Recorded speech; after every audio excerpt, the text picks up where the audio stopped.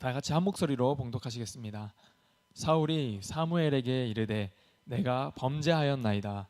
내가 여호와의 명령과 당신의 말씀을 어긴 것은 내가 백성을 두려워하여 그들의 말을 청종하였음이니이다. 청하오니 지금 내 죄를 사하고 나와 함께 돌아가서 나로 하여금 여호와께 경배하게 하소서 하니 사무엘이 사울에게 이르되 나는 왕과 함께 돌아가지 아니하리니 이는 왕이 여호와의 말씀을 버렸으므로 여호와께서 왕을 버려 이스라엘 왕이 되지 못하게 하셨음이니이다 하고 사무엘이 가려고 돌아설 때에 사울이 그의 고도자락을 붙잡음에 찢어진지라. 사무엘이 그에게 이르되 여호와께서 오늘 이스라엘 나라를 왕에게서 떼어 왕보다 나은 왕의 이웃에게 주셨나이다. 이스라엘의 지존자는 거짓이나 변개함이 없으시니 그는 사람이 아니심으로 결코 변개하지 않으심이니이다 하니 사울이 이르되 내가 범죄하였을지라도 이제 청하옵나니 내 백성의 장로들 앞과 이스라엘 앞에서 나를 높이사 너와 함께 돌아가서 내가 당신의 하나님 여호와께 경배하게 하소서 하더라. 이에 사무엘이 돌이켜 사울을 따라가매 사울이 여호와께 경배하니라. 아멘. 기도하겠습니다. 하나님 아버지, 오늘도 주님 앞에 나와 예배 드림으로 하루를 시작하게 하시니 감사드립니다. 하나님, 우리가 주님의 말씀대로 오늘 하루를 살아가기 원하오니 하나님 주님의 그 세밀한 음성을 듣게 하시고 또 성령 하나님께서 우리가 오늘 하루도 어떻게 살아야 할지 그때마다 필요한 말씀을 생각나게 하시고 떠오르게 하여 주시옵소서. 하나님, 또 우리가 이 세상 나아갈 때 이 세상 가운데 흔들리지 않게 하시고 또 우리가 믿음으로 승리할 수 있도록 하나님 주의 은혜로 우리를 이끌어 주옵소서. 오늘 이 시간도 주님께서 함께 하실 줄 믿사오며 우리 주 예수님의 이름으로 기도드립니다. 아멘. 네, 오늘 본문을 통해 사울은 끝까지 진정한 회개를 하지 못하는 모습을 우리가 볼 수 있습니다. 먼저 본문 24절을 보겠습니다. 사울이 사무엘에게 이르되 내가 범죄하였나이다. 내가 여호와의 명령과 당신의 말씀을 어긴 것은 내가 백성을 두려워하여 그들의 말을 청종하였음이니이다. 아멘. 앞서 사무엘은 책망과 함께 하나님에 대한 심판에 대한 선고를 전해 듣습니다. 그러자 사울이 이 자신의 태도를 바꾸어 또 자신의 죄를 시인하는 장면입니다. 마치 또 그런 것처럼 보입니다. 그러나 안타깝게도 이러한 사울의 모습은 결코 진정한 회개를 한 것은 아니었습니다. 심판에 대한 이 두려움과 또 어떻게 해서든 심판만은 피하고자 하는 그런 의도에서 나온 말이었습니다. 사실 진정한 회개, 또 진실된 회개를 하는 사람은 보기가 어렵습니다. 당장 그 순간의 위기를 모면하기 위해 또 거짓된 회개를 하는 사람들이 대부분입니다. 이런 사실을 어떻게 알 수가 있느냐? 사울은 여전히 그의 백성들에게 이 궁극적인 책임을 돌리고 있다는 것입니다. 그는 그 누구보다 하나님을 더 먼저 두려워했어야 했는데 사울이 뭐라고 합니까? 백성을 두려워하여 그들의 말을 청종하였음이니이다. 이러고 있잖아요. 이 우선순위가 완전히 바뀌었습니다. 하나님보다 사람들의 말과 시선을 더 두려워한 이 사울의 모습을 보십시오. 나중에 가면 하나님의 사람을 죽이려고까지 달려듭니다. 실제로 이 자신의 권력의 자리에 눈이 멀어 하나님의 사람 다윗을 처단하기 위해 끊임없이 쫓아다니게 됩니다. 그리고 그 가정 속에서 하나님의 제사장들까지 죽여버리는 사건이 일어나기도 합니다. 이처럼 여러 가지 이 삶의 이 모습들을 통해 이 사울의 신앙은 결국 가짜이며 불신앙임을 보여줍니다. 사울이 만약 진정으로 회개했다면 하나님께서는 그 사죄의 은총을 베풀어 주셨을 것입니다. 그러나 사울은 이 회개의 기회를 완전히 놓쳐버립니다. 그리고 끝까지 변명합니다. 백성을 두려워했다. 자신에 대한 변명이기도 하지만 또 사실이기도 했습니다. 그의 마음이 하나님께 향하지 않았습니다. 이게 사울이 왕으로 세워진 동기가 사실 이 백성들의 요구에 의해서 세움을 받은 왕이었습니다. 시작부터 그랬거든요. 그러다 보니까 자연히 백성들의 눈치를 볼 수밖에 없었습니다. 더군다나 이스라엘 사회에서는 이 각 지파마다 이 분파 의식도 굉장히 강했습니다. 그래서 성읍별로 여전히 상당한 자치권을 누리고 있었을 것입니다. 그러니 또 그들의 눈치도 봐야 했습니다. 하지만 중요한 것은 아무리 주변 상황이 그렇다 할지라도 그가 백성을 두려워해서가 아니라 하나님을 두려워했어야 됐다는 것입니다. 하나님을 두려워하고 경외했다면 하나님께서는 그의 왕권을 완성시켜 주셨을 것입니다. 결국 그를 왕으로 세운 분은 하나님이시지 않습니까? 그런데 사울은 그렇게 하지 못했기 때문에 사울에게는 그의 삶에 비극이 찾아왔습니다. 이 사울의 인생에게 결국 중요했던 것은 거룩하신 하나님의 말씀이 아니라 백성들의 말이었습니다. 사울의 죄는 이미 너무 많이 커져버렸습니다. 이제 돌이키기가 어렵게 되었습니다. 어쩌면 만약 핑계대지 않고 정말 돌이켰다면, 그의 삶을 돌이켰다면 하나님께 받았을지도 모르겠습니다. 그런데 사울 자신은 거기서 쏙 빠지려고 합니다. 끝까지 그럽니다. 사무엘상 15장 20절과 21절에 이렇게 나옵니다. 사울이 사무엘에게 이르되 나는 실로 여호와의 목소리를 청종하여 여호와께서 보내신 길로 가서 아말렉 왕 와각을 끌어왔고 아말렉 사람들을 진멸하였으나 다만 백성이 그 마땅히 멸할 것 중에서 가장 좋은 것으로 길갈에서 당신의 하나님 여호와께 제사하려고 양과 소를 끌어왔나이다 하는지라.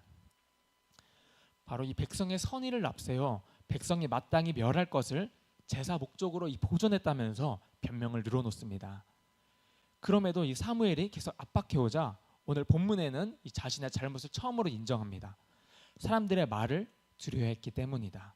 오늘날로 따지면 이 여론을 두려워했다는 것입니다.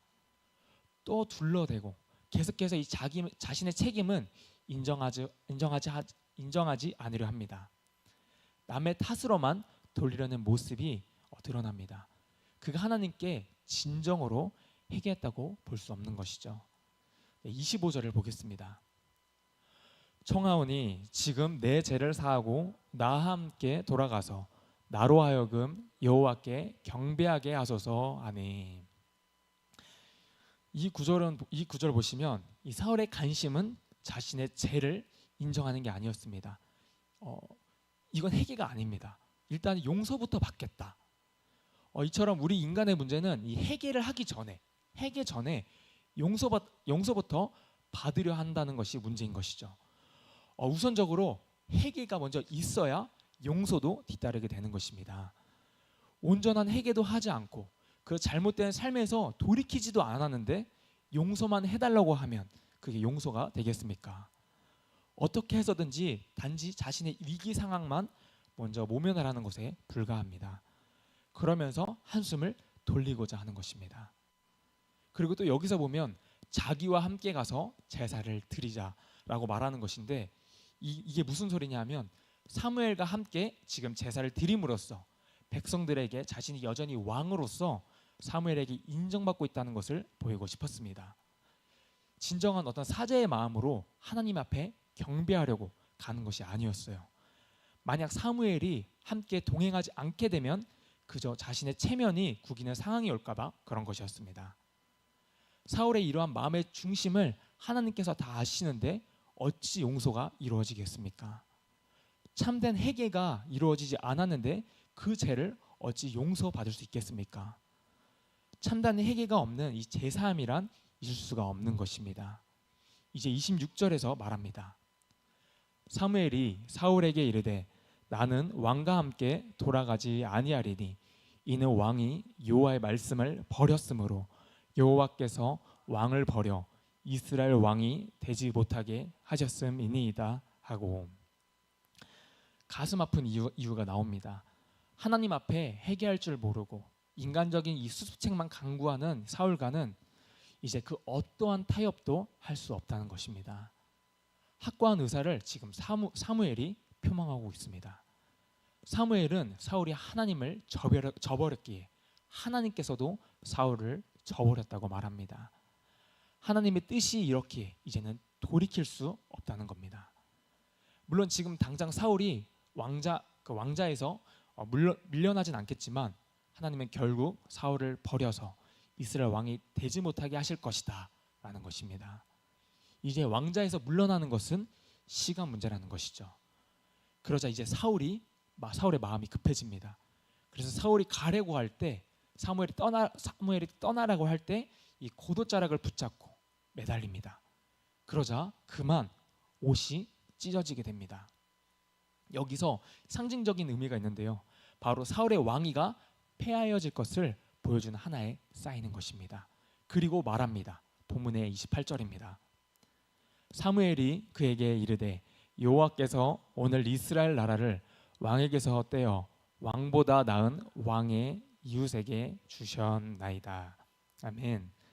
왕보다 더 나은 왕의 이웃에게 주셨나이다. 이 왕의 이웃이 누구일까요? 동족 중 어떤 한 사람을 의미하는 것입니다. 여기서 더 낫다 하는 말은 사울 왕이 한 것보다 하나님의 뜻을 더 잘 이행한다는 의미를 가지고 있습니다. 여러분들도 아시다시피 이 사람은 바로 다윗을 가리킵니다. 물론 지금은 이 다윗이 왕이 될 것을 모르는 상태이지만 곧 이 사람이 다윗임을 알게 됩니다. 계속해서 29절을 보겠습니다. 이스라엘의 지존자는 거짓이나 변개함이 없으시니 그는 사람이 아니심으로 결코 변개하지 않으심이니이다 하니. 아멘. 이 히브리적인 의미로 지존자라는 말은 원래 밝은 것, 지속적으로 빛난다라는 것입니다. 그런 뜻을 가지고 있습니다. 그런데 여기서는 이 하나님의 속성에 비추어서 하나님을 일컫는 말입니다. 이 신적인 이름, 영화로우신 분, 영원하신 분, 불변하신 분, 그게 바로 지존자라는 뜻입니다. 변개치 않으신다, 변함이 없다는 것입니다. 하나님의 불변성, 하나님의 속성을 지금 여기서 강조합니다. 그 이유가 뭐겠습니까? 사울이 아무리 때를 쓴다고 해도 하나님의 명령이, 하나님의 이 정하심이 변할 수 없다는 것입니다. 하나님은 외부의 그 어떤 작용에도 영향을 받지 않으시고 변치 않으신다는 것이죠. 하나님은 반드시 그분의 뜻과 계획을 이루어 가십니다. 이제 사울이 얘기합니다. 본문의 30절입니다.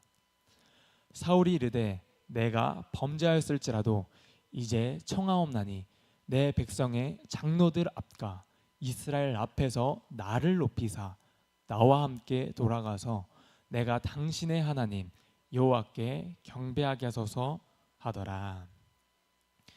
이걸 통해 이 사울의 회개가 가짜라는 것을 더욱 확실히 알 수가 있습니다. 사무엘에게 동행을 부탁해서 이 백성들 앞에 아직도 자기의 왕권이 건재함을 가시하고 싶었습니다. 이런 가증스러운 모습이 아직도 나타나 있습니다. 지금 하나님께서 자신을 버렸다는 이 말을 사울이 듣고도 이런 말을 한다는 게 납득이 되지 않습니다. 지금 하나님께서 버리셨다, 이 말을 듣고 지금 충격을 받고 쓰러져도 모자랄 판에 아직도 사람들의 눈을 의식해서 체면을 유지하는 데 급한 것입니다. 여러분, 직책은 아무것도 아닙니다. 하나님 앞에서 우리가 무슨 일을 하느냐가 중요한 것입니다. 진정으로 그가 하나님께서 원하시고 요구하신 그런 왕국의 통치자로서, 또 신적 왕국의 통치자로서 사울은 정말 부적절한 인물이었다는 것을 확실히 보여줍니다. 그래서 이제 하나님께서는 이스라엘의 왕권을 하나님의 마음에 합한 자에게 옮기고자 하시는 것입니다. 마지막으로 본문의 31절입니다. 이에 사무엘이 돌이켜 사울을 따라가매 사울이 여호와께 경배하니라. 여기서 사무엘이 돌이켜 사울을 따라갔다고 해서 하나님의 뜻을 돌이켰다는 것은 아닙니다. 사울에 대한 하나님의 뜻은 이미 결정된 것이었습니다. 사무엘은 그저 마지못해서 이 새로운 왕이 나타날 때까지는 그래도 이제 사울이 왕으로서 이 자리를 지켜줘야 되니까 그냥 백성을 다스리고 또 질서를 유지할 필요가 있었기 때문에 또 한편으로 왕으로 인정하는 차원에서 잠깐 요청을 들어준 것뿐이었습니다. 참으로 이렇게 오늘 안타까운 이 사울의 모습을 우리가 보았습니다. 이 모습을 보면서 우리가 참으로 이 진정한 회개를 할 기회가 찾아왔을 때, 회개할 기회가 왔을 때 하나님 앞에 완전히 엎드려져야 된다는 것입니다. 그리고 우리가 먼저 하나님 앞에, 그리고 사람 앞에 우리가 진정한 용서를 구하기 전에 앞서 우리가 온전한 회개가 먼저 이루어져야 된다는 것입니다. 우리가 먼저 온전한 이 회개를 통해서 우리의 삶을 완전히 돌이켰을 때, 그때서야 바로 진정한 용서도 제사함도 받을 수 있는 것입니다. 또 우리가 이 세상을 살아가면서 사람보다 또 하나님을 경외하며 살아가야 한다는 그 사실을 우리가 잊지 않고 살아가기를 기도합니다. 기도하겠습니다.